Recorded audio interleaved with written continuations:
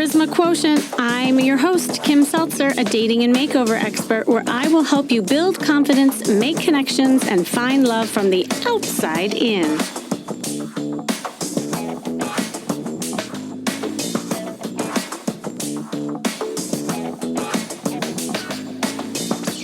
Do you have difficulties finding your voice and really saying how you feel? I mean, what if you could harness the power of vulnerability to ask for what you need or express your emotions without fear of rejection or conflict? Small actions like sharing your feelings, even in an uncomfortable situation, or even celebrating your own achievements, may seem more daunting than it appears because of the emotional vulnerability in sharing who you really are. And this may be because you're a people pleaser or a fixer or over caretaker. And the thought of rocking the boat, having attention be on you, or sparking conflict with someone by saying something uncomfortable causes you to shut down that voice. But the truth is, harnessing the power of vulnerability and finding your voice allows you to say what you want, ask for what you need, express your emotions, and celebrate who you are. And when it comes to dating and relationships, expressing yourself is one of the most important. It's so crucial. And I want to share with you just a couple reasons why that is, because I think a lot of times people throw out that word, oh, just be more vulnerable. But what does that really mean? And how does that get expressed? So, the first reason is it really does increase intimacy, because studies have shown that when you are vulnerable with your dates and partners, even as you move on with someone and receive a supportive response from them, this increases levels of intimacy. And intimacy is the level of closeness we feel with people. And when you're more vulnerable about your emotions and feelings, your relationship strengthens and it gets deeper. The second reason is it increases trust. Strengthening trust is another essential piece of showing vulnerability. Being vulnerable means putting faith in others not to betray you or use what you're vulnerable with against you, because a lot of times people have experienced toxic situations and people. So your guard goes up and then you're not vulnerable. But the truth is, the right people will hear it and want to help you. And while you don't know that every person you can trust can respect your vulnerability, it may show you that your relationship is trustworthy. And you have to feel safe with someone before being vulnerable with them. And I would say that you can even do this on a first date. Now, again, it doesn't mean TMI, too much information where you're pouring your heart out and saying, let me tell you about my mother and growing up. It's about like sharing things about yourself and the passions that you have, the feelings that you have, and seeing if they really listen. It's the best way to ward off, people who don't serve you when you express yourself. And the third reason is increasing emotional expression. The ability to express emotions is another reason vulnerability is essential, because vulnerability may help you express your feelings, whether they're positive or negative. And new research on vulnerability and coping with stress found that vulnerability was associated with higher levels of emotional expression and social support. So, this is all to say and leads to more intimate and healthy relationships when you learn to open up, take a stand, and allow people to really feel you.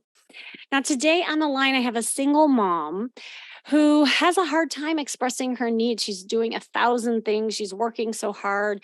She's a really difficult time setting boundaries and taking a stand. And because of it, she has attracted, well, I'll just say lopsided and abusive relationships. And I hope I can help her start to find her voice and get over the fears she's having attracting that again. Welcome, Jasmine. Are you there? Hi. Oh, there you are. See, you found your Yeah, voice. there it is. You I already did. found your voice. Okay, we don't need to do the Right. podcast anymore. See, I'm so good. No, I'm just kidding. Um, Jasmine, you are, we had one call together, and I just really felt for you, and I'm just so happy that you're coming on, because I think what you've been struggling with, so many do. Um, and I'd love to just kind of flush this out a little to see how I at least can support you and send you on your way with some like action steps, right? That you can take with you. Maybe just share a little bit, who you are and what you've been struggling with in your dating life. So I'm Jasmine. I am kind of, so I've been married before and I'm just kind of scared of dating in relationships, I guess. Mm, um, I've been having a hard time just trying to balance and kind of separate myself from those situations and kind of attaching to somebody that I shouldn't necessarily be with at any point. I I don't know. mhm. um, it's kind of a little hard to put words into it, but I just it can be hard to create those relationships with somebody when you can't really trust yourself and your thoughts behind it. So I guess I've been just trying to figure that out and try to show myself that I deserve better and deserve more and not really what's the word I'm thinking of? I can't think of it right now, and I need to Yeah, figure it out. no, it's okay. It's okay. I think what you said was so true. It's like you said, learning to almost like trust yourself because it's hard. At first you think, well, I can't really trust men, but really what happens, especially when you've had kind of a bad string of relationships, you start second guessing yourself. And that's really kind of where the journey begins is being able to trust yourself and look at that. What has some of your relationships been like, and like who have you attracted?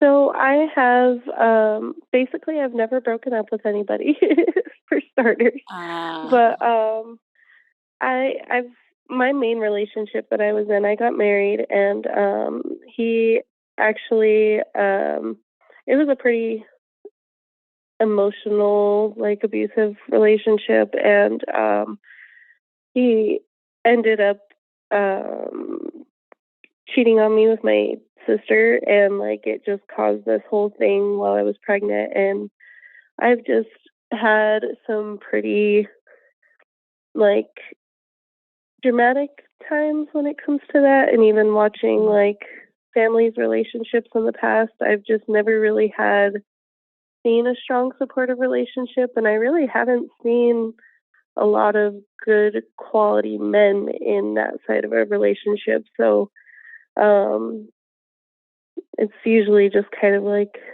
narcissistic men or um can't really figure themselves out so it's like the woman supporting the man and it kind of mhm. came to that in my relationship and it just I don't know I didn't really know how to I don't know it was just a whole seems like a rabbit hole at this Yeah. point because now it's like I don't see the good qualities and I'm like all right what's wrong with you what's going to happen what are you going to do to me like good Mhm. relationships aren't there. Yeah. So Well, and I totally get that. And if you haven't been exposed to, like you said, positive, relationships and have a model for that, that's probably all you've seen, and it's all that you've known is what you've known, and so yeah, the notion is to fix that by changing some things about you so that you start seeing something different because to your point, I mean, you're going to see bad men, you're going to see bad relationships everywhere, like, and you can't cure them, but right, there's like kind of this like broken record effect that's happening to you where you just keep seeing the same people over and over again. And so we got to get you off that like wagon, and have you see something different. So can you share a little bit about you said that when you were younger you didn't have kind of the exposure of a positive relationship. What was your family like? so there was definitely a lot of like physical and mental abuse when it came to the men in our relationships in our family. Um, And that's from honestly pretty much everybody above me, the women that were in there. It was just most of the men weren't working. They would just kind of be at home or kind of doing crazy stuff. And then the moms would be taking care of us and kind of mm, working so hard that we couldn't really have a true, like, normal relationship with them. And it just was constantly trying to it was just always worried about what was going to Mhm. happen next, and am I going to come home to somebody angry, am I going to come home to problems, and um I don't know, it was pretty traumatic as a kid because it was like all the men around me were kind of nut jobs. So Yeah. for lack of better words. Um No, that's a good word. That's a good word. It sums it up. I think we all know what that means. Yeah. yeah. Oh gosh. Well, that must have been also scary as a little girl. Like, what was your role as a little girl and how you coped with that? What would you do when all that was going on? Um well, honestly, I was like the oldest of all of my cousins, so with like I think there was like 5 of us or so in the house that were kids, and it was honestly just me kind of taking care of everybody, like Oh. whenever something crazy was happening, like rushing to help the kids and take care of them and tell them everything was okay. And um, I don't know if I really ever coped with it. It was more of like, okay, let's get through this. Let's make sure everybody's good. It'll be fine. We'll figure it out. It's not a big deal. You know what I mean? Just like Mm. making sure I'm there to support all of them. And I don't even know if I could think back to like how I really coped with it. Like it was just so normal to me that I didn't even think twice about it. Well, yeah, I It mean, was just you're on like, I there. mean, it was like a survival mode, you just kind of Yeah. went in there and did it just to survive. And I imagine during that time too, there probably wasn't a lot of room for feelings that got expressed. Yeah. Mm. Yeah, basically. Yeah. Basically, so I Well, don't know. that, I've never yeah. really had to. Well, I want to share with you like something that, and this also could be a strength of yours. I mean, what you learned early on is something that's called hypervigilance, meaning that Mhm. you had to really be cognizant of your surroundings, the moods of people who needed to be taken care of. Like you were on constant guard of what was about to happen so that you could survive. And that's probably why you're so good at being a caretaker and like do you observe a lot of times you find yourself like observing people and like you're constantly trying to read their emotions and how people feel?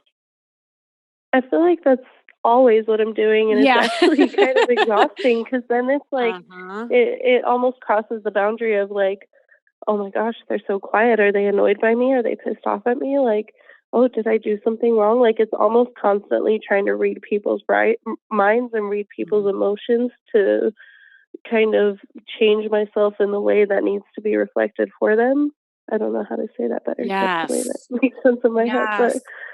No, you're saying that's exactly right, and it's not that I'm a mind reader, just knowing that, like, this is something that happens to so many people when you grow up in an unpredictable environment, and even in different yeah, levels, and you listening to this episode, it may be something even different where, emotions just weren't expressed in the family, and you had to, like, guess how people were feeling, and Jasmine, you're right. Like that's exhausting because fast forward to now, do you see the connection with that skill that you developed in your ascribed role of being kind of the caretaker and swallowing your needs and not having a voice to share your thoughts and also being way more hyper focused on other people? Like, do you see how that's playing out in your life now with yeah, men? yeah, absolutely. Hmm.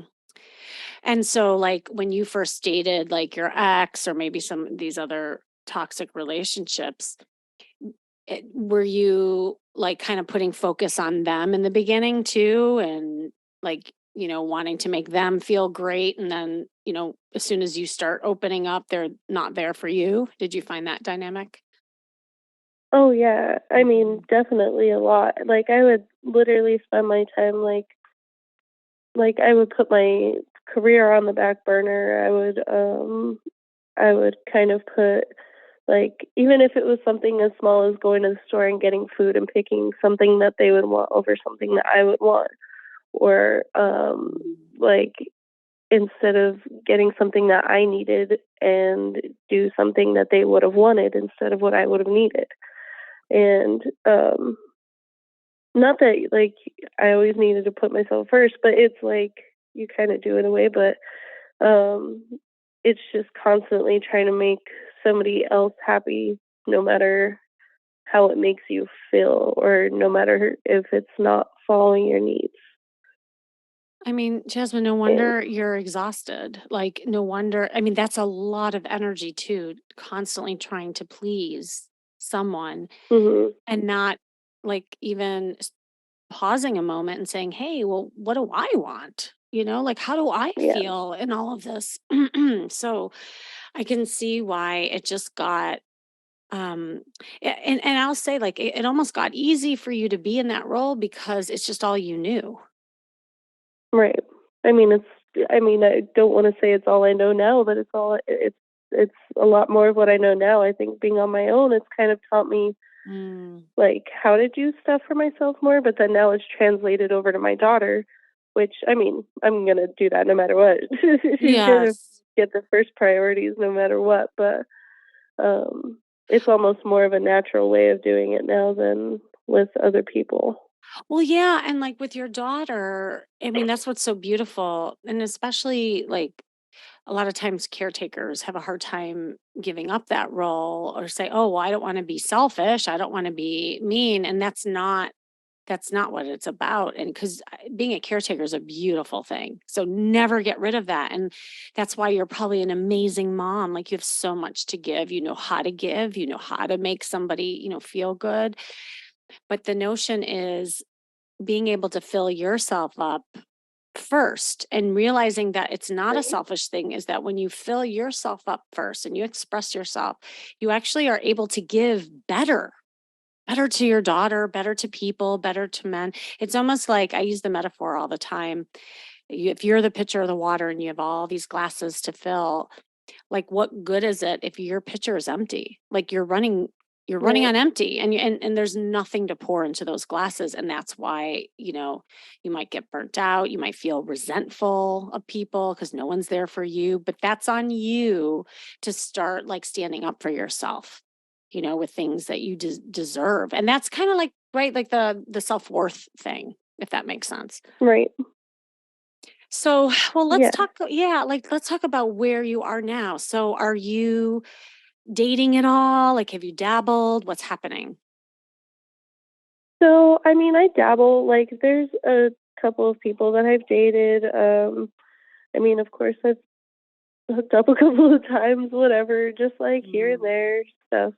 And like, I feel like I, I have a very hard time just like actually turning it into like, oh, okay, could I be with this person? Or like, I don't even, I almost get to the point where I pull away so far where I'm like, even if I'm interested in somebody, I don't try to even like I almost like naturally ghost them without trying to. I'm like, okay, they're showing interest. It's mm. getting scary for me. I need to pull away now. I gotta go be mom. I gotta work. Yep. So it's like the thought of actually turning it into like an actual further thing kind of terrifies me. So I'm Uh, like a big old mess about it. yes, and understandably so, given what you've been through. So, like to peel away the layers a little bit. So, what's scary really to you about something that would move on, that would be more intimate? Well, partially it's just kind of opening up. Like, I think a part of it is opening up about my past with somebody because I think that's kind of important to share so that we can like work through stuff. I think it's important for people to know you, and I just like Mhm.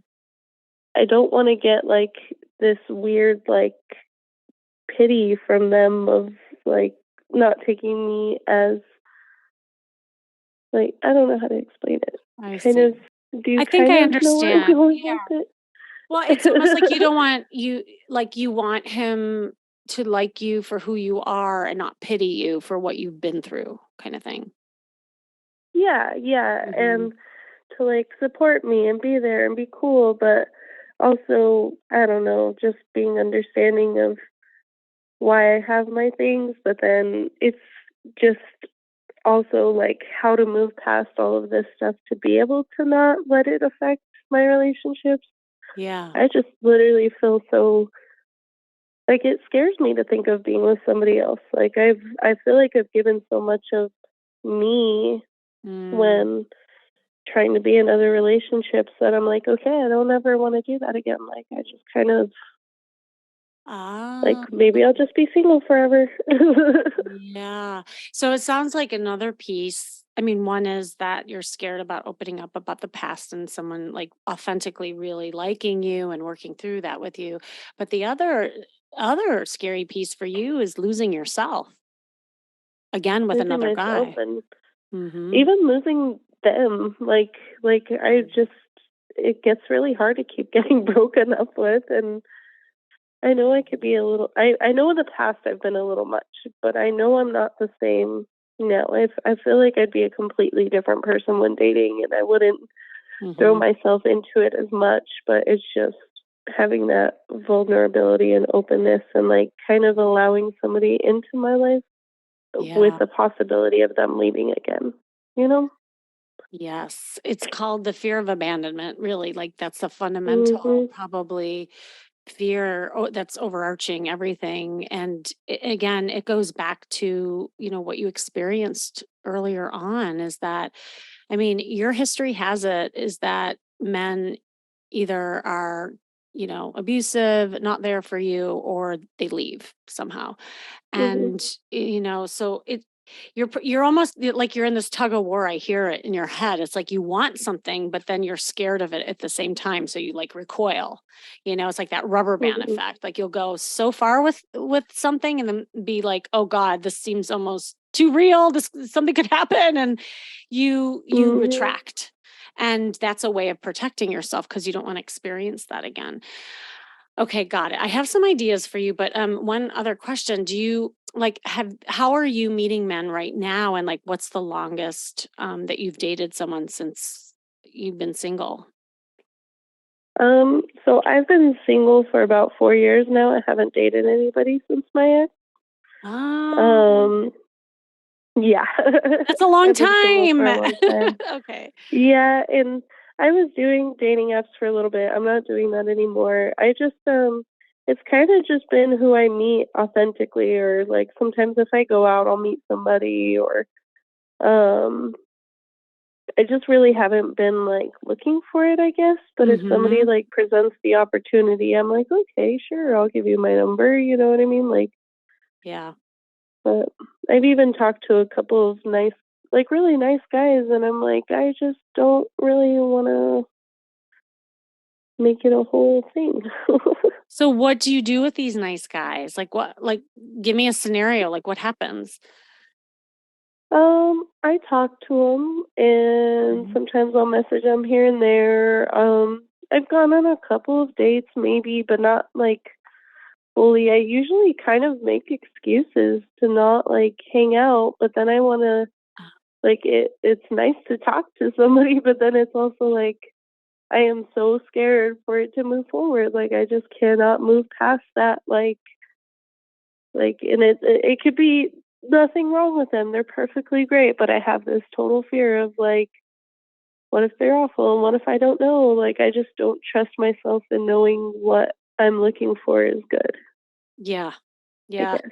I Or, remember I was working with a woman, she had the same thing go on with herself, and, we just kinda put her on a dating diet, as I call it, and mhm, just, like, learning how to date without getting attached and mhm, without getting, like, too much into it, and this kinda bleeds into what I'm about to share with you and what I think would be good for you too, but, with that, she learned how to pace herself, knew like, looking at signs, um, what to look for in a guy, like really getting clear on what she wanted. And there was a whole kind of data dating type of stuff that I had her do.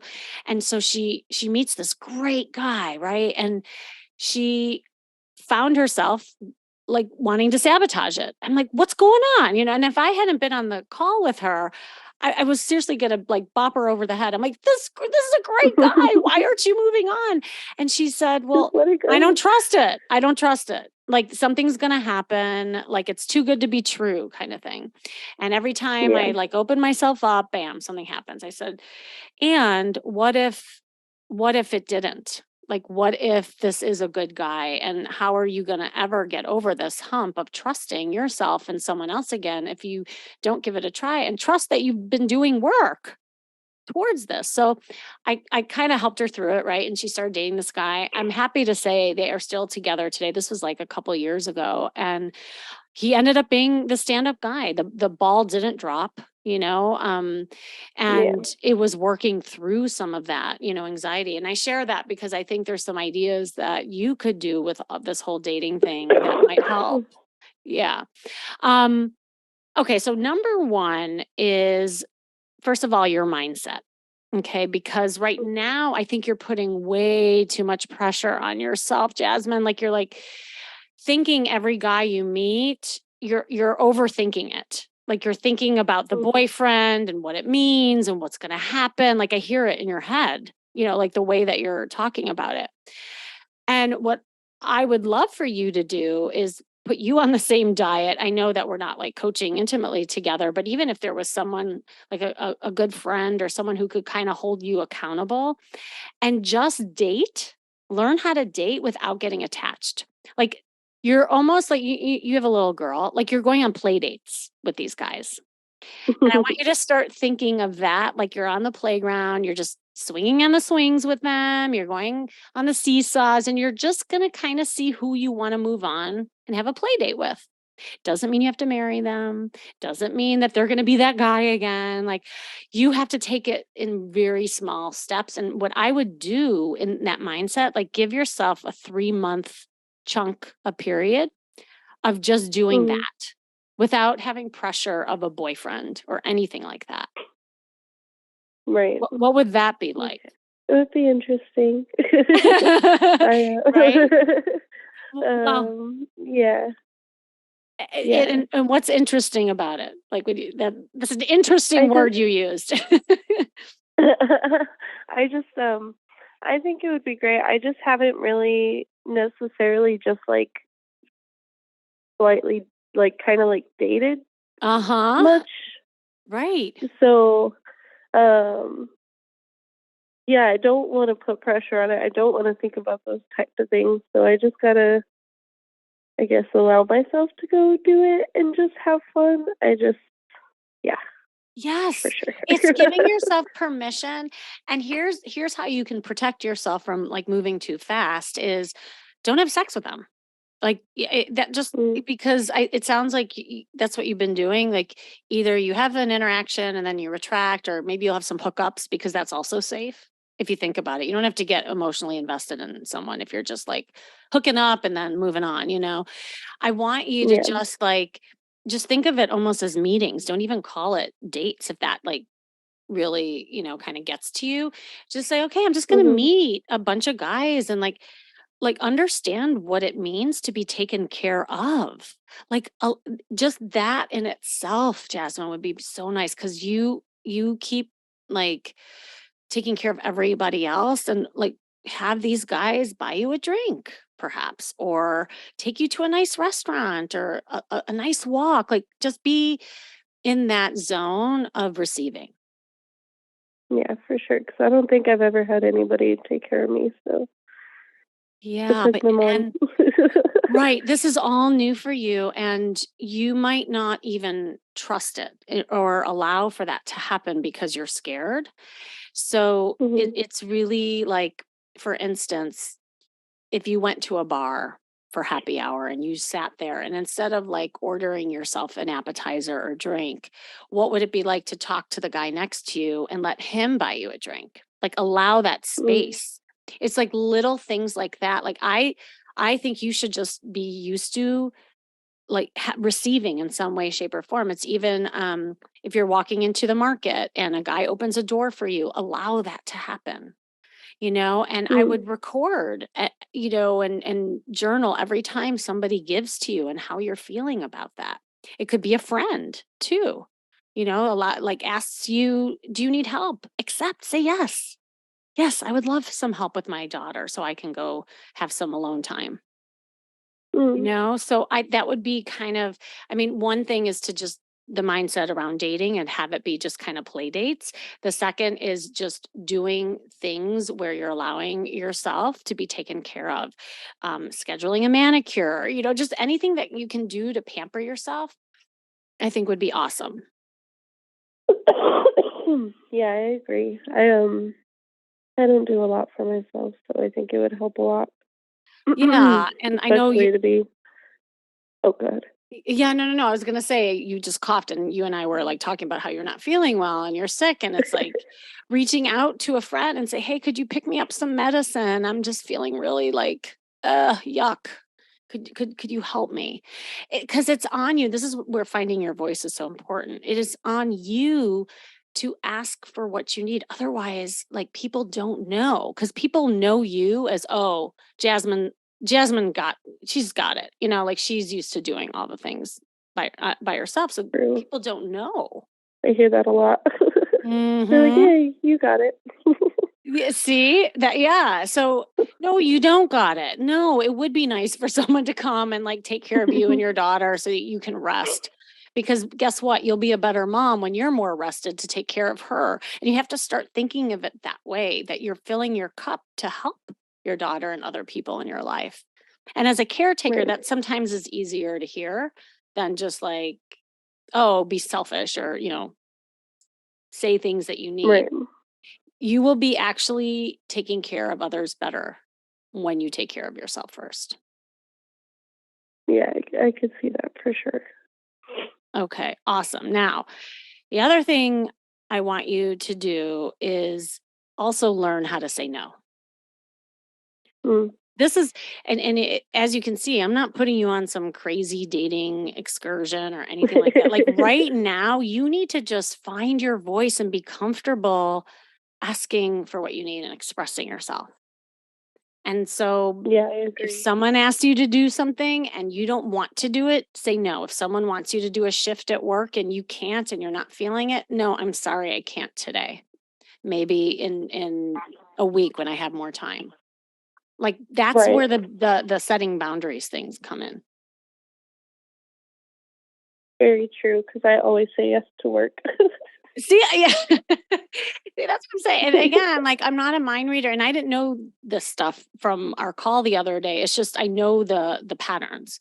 And here's the good Right. news is when you start like recreating a new pattern for yourself, you're also dictating a different kind of guy to come into your energy field too, because the good guys are going to want to give to you. The good guys are going to respect your boundaries and the good guys are going to want to know how you feel because all you've known are the other guys who don't care about you.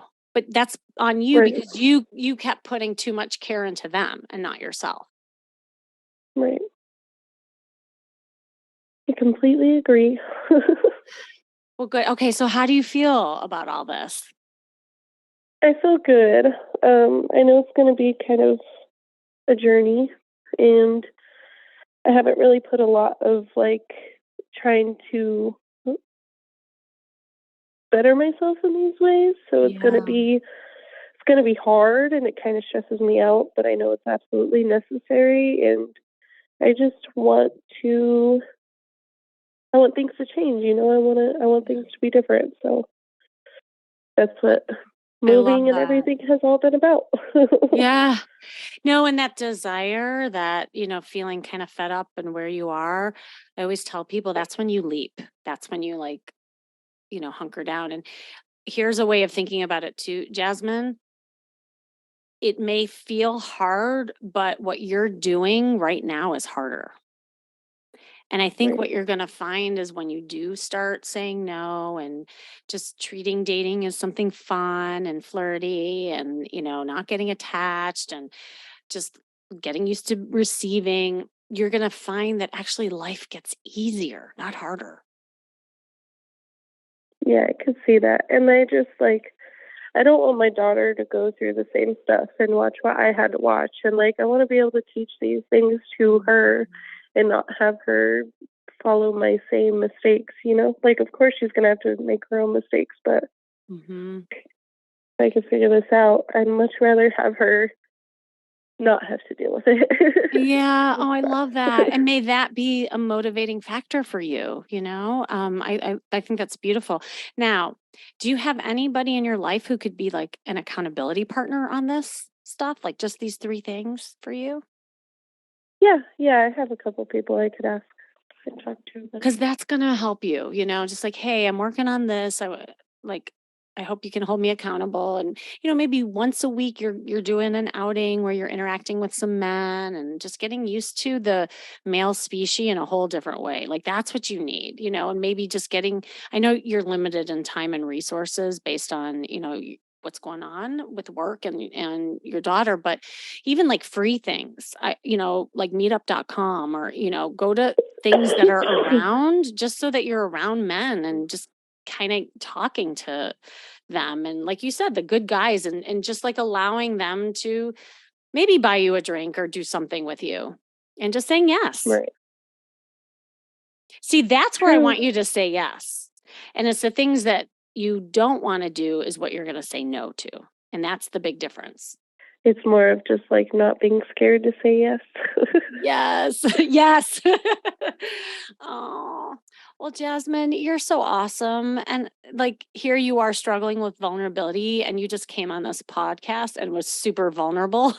And I know. it was awesome. And I hope like what's so cool about this is that you'll have this episode forever. And every time you feel like you want to shut down your voice, like play this episode for yourself, knowing that by you opening up, you now have resources and you might have people even chiming in to help you even more. So like congrats. Like this was great that you did this for yourself. Thank you. I appreciate that. All It was a right. lot, but I'm happy I did it. Good, good. And see, just keep going with it because you'll be happy that you do it in other areas of your life. So, thank you so much for coming on. And thank you for joining me today. You listening. This has been the Charisma Quotient. I'm your host, of course, Kimmy Seltzer. And remember, you can build confidence, make connections, and find love from the outside in. And if you want to know more, as always, make sure you go to my site, kimmyseltzer.com. And if you tend to have a hard time expressing your needs and having that voice, as we were just talking about, hop on a free coaching call like I just did with Jasmine. Imagine getting some ideas of breaking that cycle you have been dealing with for so long in just one call. Click the link you see in the show notes to book it. And remember, working on you is working on your dating life. That's all for now.